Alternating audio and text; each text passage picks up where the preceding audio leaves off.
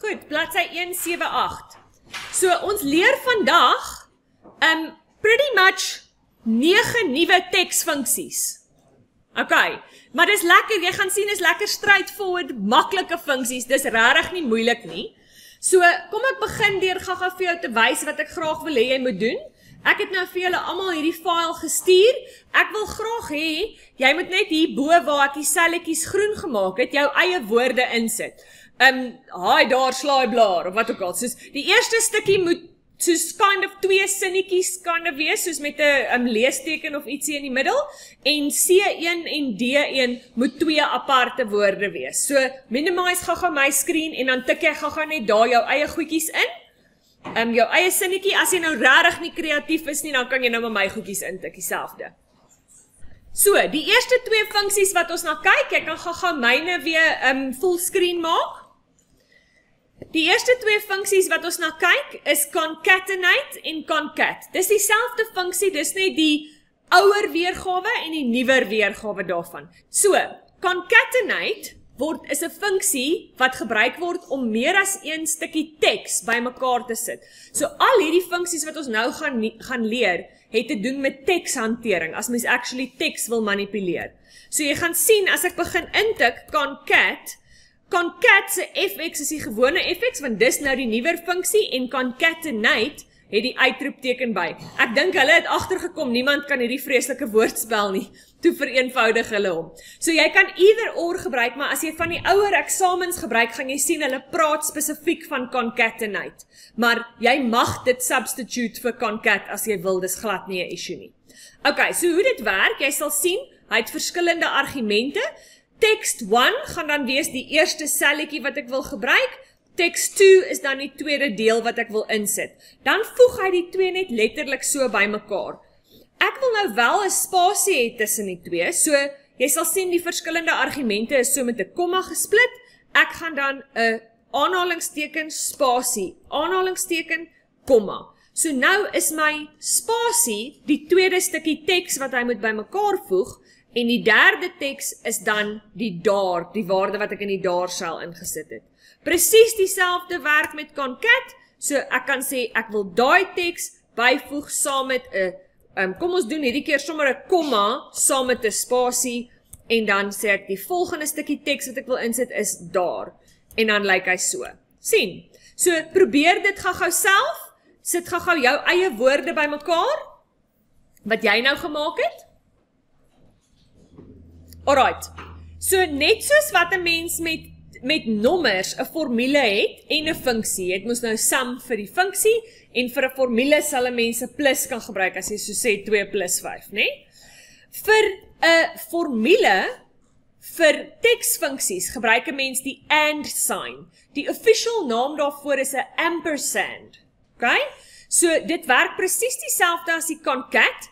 Ek kan stukkies teks bymekaar sit, so ek sal die hello sit saam met 'n spasie, en dan voeg ek dit saam met die selletjie D1. So nou sit ek and signs in plaas van kommas vir die verskillende argumente. Probeer dit gou-gou.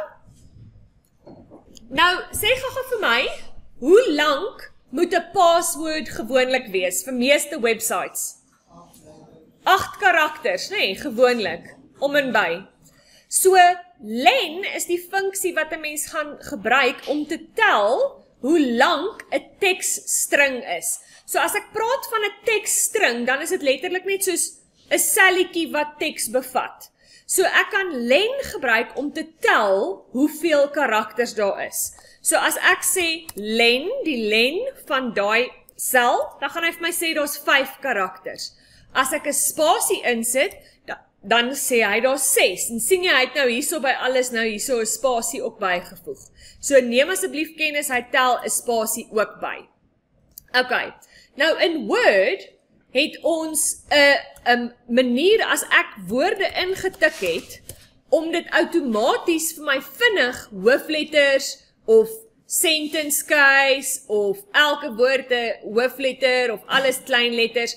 Ek het so 'n manier om die hoofletter kleinletters te verander, né? Nou in Excel is daai button nie daar nie. sien jy?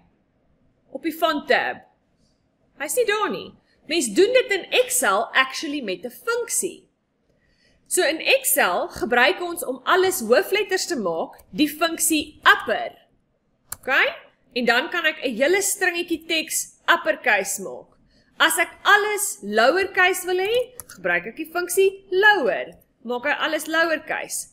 As ek net for life, dis nie in die curriculum nie, maar net for the heck of it, as ek elke woord wil laat begin met 'n hoofletter, dan gebruik ek die funksie proper. Mens kry so ene ook, dit werk baie goed vir name. Okay, probeer gou daai 3. Die volgende gedeelte, ek gaan hierdie actually bietjie minimize, daar sy. Die volgende gedeelte gebruik 'n mens actually wanneer jy 'n deel wil begin uittrek. Okay, of wil begin sny amper. So om teks te extract.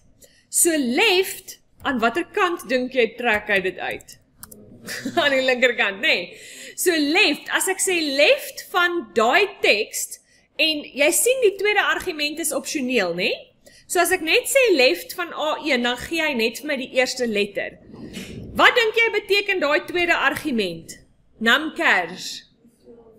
Number of characters, nee, hoeveel letters soek ek? So as ek die hele woord pasop soek, dis 5 letters, sê ek 5 letters. Daar's hy. Kom ons draai right.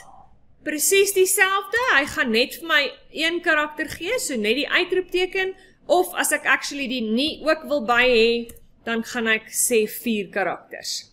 Okay, die mid is bietjie 'n interessanter ene. Kom ons sê ek wil die woord moenie uittrek. Nou moet ek tel, okay? Kom ons kyk hoe werk hierdie mid function. Ek begin deur te sê watter teks wil ek gebruik? Yes, komma. Die volgende argument se naam is start number. By watter karakter moet hy begin? Nou moet ons tel.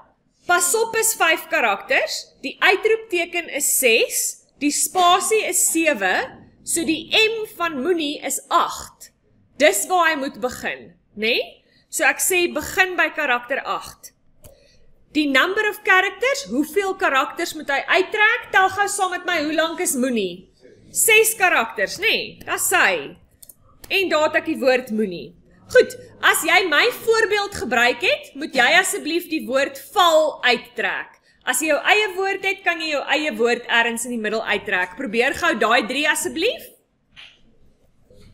Goed, Samuel vra 'n belangrike vraag. Hoekom gebruik 'n mens hierdie? Jy kan dit mos net self intik. Maar dink gou bietjie, byvoorbeeld julle e-mailadresse en julle passwords. Weet julle hoe baie gebruik ek dit om soos e-mailadresse te skep, usernames vir die rekenaarsentrum, die passwords. Ek combine heeltyd goed, ek trek die einde van jou ID-nommer uit, ek trek jou van uit, ek gebruik jou voorletters, sulke tipe goeders. Mens gebruik teksfunksies eintlik verskriklik baie. Okay, die volgende funksie is find. Find help 'n mens actually, daai wat ons nou getel het manually, kan 'n mens actually doen met find. So find, begin, sy volgorde is bietjie anders, Hanrey? Sy volgorde is bietjie anders. Hy begin deur te sê watter teks soek ek. So ek kon, in plaas van om nou manually te gaan tel het watter karakter begin M by, kon ek gaan sê het, find die letter M. Okay? En within text, within die tekst in A1. Die laaste argument is opsioneel, maar ek kan sê hy moet soos eers van karakter 5 af begin soek. Okay, maar ek wil hy moet van die begin af begin soek. En dan sê hy vir my, M is op by karakter 8. So dan kon ek mid en find saam gebruik en dan hoef ek nie self te getel het nie. Okay, laaste enetjie, value, is 'n funksie wat 'n mens gebruik wanneer nommers actually gesien word as teks. So hierso het ek 'n nommer, omdat die R ingetik was, sien die rekenaar dit as teks, en hy tel actually nou vir my die error op. Maar om dit te fix, kan ek gaan sê, skakel hierdie nommer weer om na 'n value toe, en dan sal ek kan somme daarmee doen. En dan werk hy. Okay, goed, julle kan inspring met die werk vir my asseblief, maak net hierdie, jy kan daai 2 ook oefen, en dan begin jy vir my, ek gaan nou vir jou wys op die bord, met aktiwiteit 2 op bladsy 180.